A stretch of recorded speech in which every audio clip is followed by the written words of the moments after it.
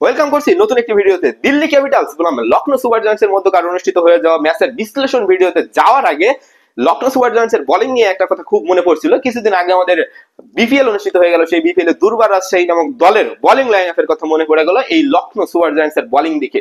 প্রথমে একটা কথা বলে রাখি, লখনৌ সুপার জায়ান্টস যদি মনে করে 2025 আইপিএলটাতে এই বোলিং লাইন আপ নিয়ে তারা ভালো কিছু করার স্বপ্ন দেখছে, তাহলে সেই স্বপ্নটা বিফলে যাওয়ার পূর্ব প্রস্তুতি কিন্তু অলরেডি গ্রহণ করে ফেলেছে। বিশ্লেষণ ভিডিওর প্রথম অংশে যে বিষয়টা নিয়ে আলোচনা করতে হবে সেটা হচ্ছে লখনৌ সুপার জায়ান্টসের ব্যাটিং। অসাধারণ ব্যাটিং লাইন আপ তাদের, এটা নিয়ে প্রশ্ন তোলার কোনো জায়গাই নেই। 30 কোটি রুপির ঋষভ পন্থ কিন্তু এই ব্যাটিং লাইন আপের একটা অন্যতম কাণ্ডারি হওয়ার যে দাবিদার বা যে ঘোষণা বা যে দামের প্রতি বিচার করে মাঠের খেলার পারফরমেন্স সবকিছু বিবেচনায় তার দিকে দৃষ্টি ছিল সবারই, কিন্তু ইতিহাস সাক্ষী আছে কখনো দামি খেলোয়াড় মাঠের খেলায় দামি পারফরমেন্সটা উপহার দিতে পারেন না। প্রথমে এইডেন মার্কারাম এবং মিশেল মার্কস ইনিংসের গোড়াপত্তন করতে এসে ভালো শুরু করেও যেন ভালো শুরুটা করতে পারেননি। 46 রানে যখন প্রথম উইকেটের পতন ঘটলো, এইডেন মার্কারাম 13 বলে 15 রানে যখন প্যাভিলিয়নের পথ ধরলেন, তখনই ক্রিজ থেকে যেন তাণ্ডব শুরু হলো। নিকোলাস পুরান এবং মিশেল মার্কসের যে জুটিটা গড়ে উঠছিল, অসাধারণ অনবদ্য এক জুটি কিন্তু তারা উপহার দিয়ে গেল। মিশেল মার্কস 36 বলে 72 রানে চোখ ধাঁধানো এক ইনিংস খেললেন। তার সাথে সাথে নিকোলাস পুরান 30 বলে 75 250 স্ট্রাইক রেটে যে ইনিংস তিনি খেললেন, ট্রিস্টেন স্টাফসের সেই ওভার 4 ছক্কা এবং 1-4 28 রানের ওই ওভার, সবকিছু মিলিয়ে লখনৌ সুপার জায়ান্টসের যে টার্গেট তারা ইনিংস শুরু করার আগে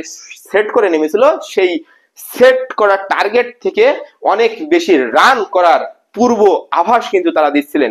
বিধি বাঁয়ে ছিল, সেই জন্যই সেই ইনিংসটা 230 কিংবা 40-এ গিয়ে পৌঁছায়নি। অত ভালো শুরুর পরেও ফিনিশিংটা এত বাজে হলো, যতটা না সুন্দর শুরু তার থেকেও বাজে হলো ফিনিশিং।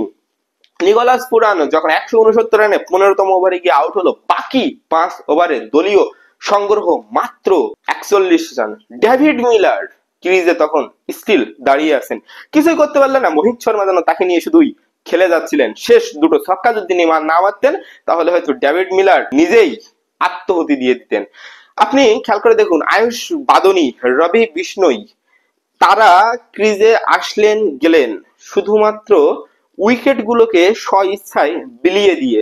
বড় একটা পুঁজি গড়ার যে ভিত নিকোলাস পুরান এবং মিশেল মার্কস গড়ে দিয়ে গেল, সেই ভিতের ওপরে তারা ভালো কোনো সমাপ্তি জবনিকা পাক কিন্তু ইনিংসের করতে পারলেন না। তারপরও টার্গেটটা কিন্তু মামুলি নয়, 210 রান তারা স্কোর বোর্ডে জমা করতে পেরেছে এবং 211 রানের টার্গেট নিয়ে দিল্লি ক্যাপিটালস ব্যাটিং এ নেমেছে। আপনি যদি দিল্লি ক্যাপিটালস এর বোলিং এর দিকে লক্ষ্য করেন, সেখানে মিশেল স্টার্ক, মুকেশ কুমার, যদিও তিনি ইনিংসের মাঝপথে ইনজুর্ড হয়ে গেছিলেন, তার সাথে সাথে অস্কার প্যাটেল কিংবা আপনি কুলদীপ যাদব, স্পেশালি এই মানুষটার কথা বলতেই হয়। অভিজ্ঞতার যে দাম কতটা, অস্কার প্যাটেলের আস্থার প্রতিদান কিন্তু কুলদীপ যাদব দিয়েছেন। শেষ মুহূর্তে এসে মিশেল স্টার্ক কয়েকটা উইকেট তুলে নিলেও নামের প্রতি সুবিচার করে ভালো কোন ইনিংস কিন্তু তিনি উপহার দিতে পারেননি। 40+ রান কিন্তু তিনি হজম করেছেন। তো সব মিলিয়ে 211 রানের টার্গেট নিয়ে যখন দিল্লি ক্যাপিটালস ব্যাটিং এ নামলো, প্রথম থেকেই তাদের শিবিরে কিন্তু হানা দিতে শুরু করলো লখনৌ সুপার জায়ান্টসের এই অনভিজ্ঞ অস্বীকৃত bowling line up. Shardul Thakur যে ইনিংসটার প্রথম ওভার বল করতে আসেন, সেই শার্দুল ঠাকুর যিনি কিনা রান মেশিন, ভারতীয় দল তথা আইপিএল এর যখন যে দলের হয়ে তিনি খেলেছেন, রান মেশিন হিসেবে স্বীকৃত সেই শার্দুল ঠাকুর কিন্তু প্রথম ওভারে এসেই 2 রান দিয়ে দুটি মূল্যবান উইকেট তুলে নিলেন জ্যাক ফ্রাসার ম্যাকার্ক এবং তার সাথে সাথে অন ডাউন করতে আসা দলের ব্যাটিং কাণ্ডারের অন্যতম সদস্য অভিষেক পোরেল, যার উপরে দিল্লি ক্যাপিটালস ভীষণ রকম ভরসা কিন্তু করতেই পারত। অভিষেক পোরেল এবং জ্যাক ফ্রাসার ম্যাকার্কের আউটের পরে গিয়ে সমীর রিজভি যখন ক্রিজে আসলো, আশা করা যাচ্ছিল ভালো কিছু করবে। চেন্নাই সুপার কিংস থেকে কিনে নেওয়া এবারে দিল্লি ক্যাপিটালস এর হয়ে খেলার সমীর রিজভি, যিনি কিনা নিকোলাস পুরানের ক্যাচ মিস করেছিলেন, ওই ক্যাচ মিস করার পরে তার মস্তিষ্কে কিন্তু একটা প্রেসার অনুভব করার প্রবণতা লক্ষ্য করা গিয়েছিল। সেই টেন্ডেন্সি থেকে তিনিও কিন্তু তার ব্যাটিং ইনিংসটাকে দীর্ঘায়িত করতে পারলেন না। 4 বলে 4 রান করে ফিরে গেলেন। দলীয় 7 রানে 3 উইকেটের পতন। দিল্লি ক্যাপিটালস যেন ঢুকছিল। ব্যাটে আসলো দলীয় captain Oscar Patel. Oscar Patel যখন দল ক্রিজে আসলো, তিনি ফাফ ডু প্লেসিসের সাথে চেয়েছিলেন ইনিংসের একটা ভিত তৈরি করতে, একটা পার্টনারশিপ তৈরি করতে। সেই প্রসেসটায় তারা কিছুটা হলেও সফল ছিলেন। 7 থেকে 50 43 রানের ছোট্ট একটা পার্টনারশিপও তারা তৈরি করে ফেলেছিলেন। 6ষ্ঠ ওভারে গিয়ে অস্কার প্যাটেল যখন নিজের উইকেটটার জলাঞ্জলি দিলেন, তখন কিন্তু ম্যাচ অনেকটাই অনেকটা বললে ভুল হবে, পুরোটাই লখনৌ সুপার জায়ান্টসের দিকে ঝুঁকে পড়েছিল।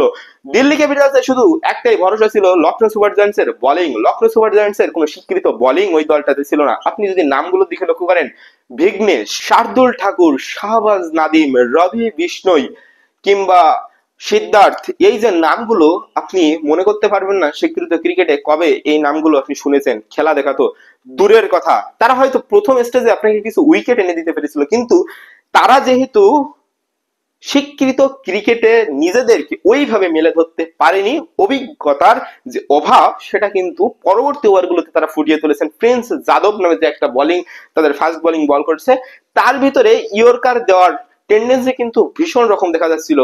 ওই ইয়র্কার দেওয়ার টেন্ডেন্সি থেকেই কিন্তু তিনি ফুল টাচ এবং স্লটে বল করে ফেলেছিলেন বহুবার। ব্যাটিংদের তাণ্ডব কিন্তু শুরু হয়েছিল ঠিক ওই জায়গাগুলো থেকেই।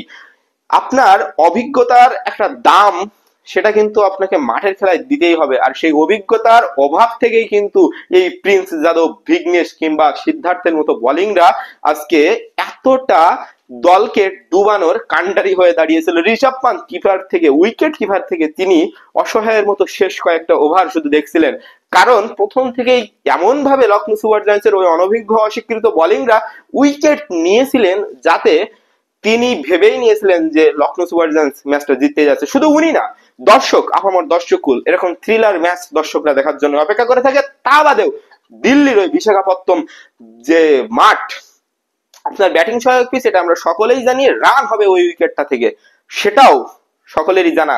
কিন্তু তারপরও আপনি যখন 65 বা 64 রানে যখন ফাফ ডু প্লেসিস অর্থাৎ পঞ্চম উইকেটের পতন ঘটে যায়, তখন ওই ম্যাচটা জয়ের আশাটা কোথায় গিয়ে দাঁড়ায় সেটা হয়তো আপনি কোর সাপোর্টার না হলে আপনার ভিতরেও থাকবে না। তার পরবর্তীতে ট্রিস্টান স্ট্রংস এবং আশুতোষ শর্মা, এই আশুতোষ শর্মাকে নিয়ে কিছু কথা বলতেই হয়। পাঞ্জাব কিংসে থাকা এই খেলোয়াড়টা গত সিজনে শশাঙ্ক সিং এর সাথে কিছু অনবদ্য অসাধারণ পার্টনারশিপ উপহার দিয়েছিলেন, ছোট ছোট কিছু ক্যামিও ইনিংস কিন্তু তিনি খেলেছিলেন। এই আশুতোষ শর্মাকে দিল্লি কিনে নিয়েছে এবং তার পিছনে যে টাকাটা খরচ করেছে, প্রথম ম্যাচেই টাকা উসুল একটা ম্যাচ কিন্তু খেললেন। ভিপ্রাস নিগাম, এই নামটার কথাও বিশেষভাবে উল্লেখ করতে হয়। ভিপ্রাস নিগাম দেখে হয়তো অনেক বয়স্ক মনে হতে পারে, লেগ স্পিনার এই বলার, দিল্লিরই ছেলে, তাকে ইন্টেলিজেন্ট ট্যালেন্ট হান্ট করে দিল্লি এই খেলোয়াড়টাকে তুলে এনেছে। 20 বছর বয়সে এই ভিপ্রাস নিগাম 15 বলে 39 রানের অসাধারণ এক ইনিংস খেলে এই ম্যাচটাতে দিল্লির দিকে ঝুঁকিয়েছেন। সম্পূর্ণ ম্যাচটা হয়তো আশুতোষ শর্মা নিজেদের করেছেন, কিন্তু এই ভিপ্রাস নিগমের 15 বলে 39 রানের ওই ছোট্ট ক্যামিও দিল্লিকে ম্যাচে প্রবল ভাবে টিকিয়ে রাখতে সাহায্য করেছিল। আপনি যদি লক্ষ্য করেন, ট্রিস্টান স্টাফস যখন আউট হয়েছেন তখনও কিন্তু প্রায় 45 বলে 97 রানের প্রয়োজন। রিকোয়ার্ড রানেরটা 12-র উপরে।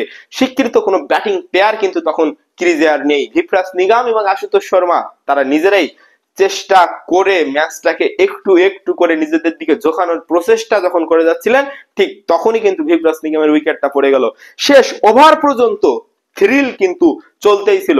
আপনি শেষ ওভারটার প্রথম বলটাই দেখেন না, এলবিডব্লিউর আবেদন করে বসে ঋষভ পান্ত, তার ভিতরে একটা বল ডট এবং তার পরবর্তীতে গিয়ে সিঙ্গেল নিয়ে যখন আশুতোষ শর্মাকে স্ট্রাইক এন্ড দিতে পারলেন ওই মোহিত শর্মা, তখন আশুতোষ শর্মা ওই 4 বলে 6 রানের সমীকরণটা এক বলেই চুকিয়ে দিলেন। তার আগে গিয়ে আপনি আশুতোষ শর্মার একটা ক্যাচ মিসের দিকেও যদি লক্ষ্য করেন, তাহলেও কিন্তু ওই উইকেটের পিছন থেকেই ঋষভ পান্ত আশুতোষ শর্মার ক্যাচটা মিস করেছিল। তখন ম্যাচের পরিস্থিতি এমন ছিল, লখনৌ সুপার জায়ান্টসের দিকে ম্যাচটা এমন প্রবল ভাবে ঝুঁকেছিল, ওই ক্যাচ মিসটা কারোর নজরেই আসেনি। আজকে যদি লখনৌ সুপার জায়ান্টস ম্যাচটা জিতে যেত, 17 রানের সমীর রিজভির মিস করা ওই ক্যাচটার কথা খুব করে মনে পড়তো, কিন্তু বিধি বাই, ম্যাচ জিতেছে দিল্লি ক্যাপিটালস। তাই নিকোলাস পুরানের ওই ক্যাচটার কথা ভুলে গিয়ে আজ ঋষভ পান্তের মিস করা উইকেটের পিছনে শাহবাজ নাদিমের বলে ওই ক্যাচটার কথাই ভীষণ ভাবে মনে পড়ছে। ক্যাচ মিস তো ম্যাচ মিস, সেটা আজকে দিল্লির জন্য না, লখনৌ সুপার জায়ান্টসের জন্য। সঞ্জীব গোয়েঙ্কা যে আশা নিয়ে ঋষভ পান্তকে 27 কোটি রুপিতে দলে ভিড়িয়েছিলেন, সেই আশার প্রতিদান দিতে তিনি ব্যর্থ হয়েছেন। অসাধারণ থ্রিলিং এক ম্যাচ দেখার অভিজ্ঞতা মনের ভিতরে আবারও রয়ে গেল। আইপিএল মানে উন্মাদনা। সব মিলিয়ে শেষ পর্যন্ত ওই ভিপ্রাস নিগমের 15 বলে 39 এবং আশুতোষ শর্মার 30 বলে 60 রানের অনবদ্য অসাধারণ দৃষ্টিনন্দন এই ইনিংসটাই এই ম্যাচের সব থেকে বড় টার্নিং পয়েন্ট। এবং এই আশুতোষ শর্মা আজকের ম্যাচের ওয়ান ম্যান আর্মি তিনি একা দাঁড়িয়ে থেকে হেরে যাওয়া ম্যাচকে নিজেদের করে নিতে সমর্থ হয়েছেন। ধন্যবাদ সকলকে, পাশে থাকার অনুরোধ রইল।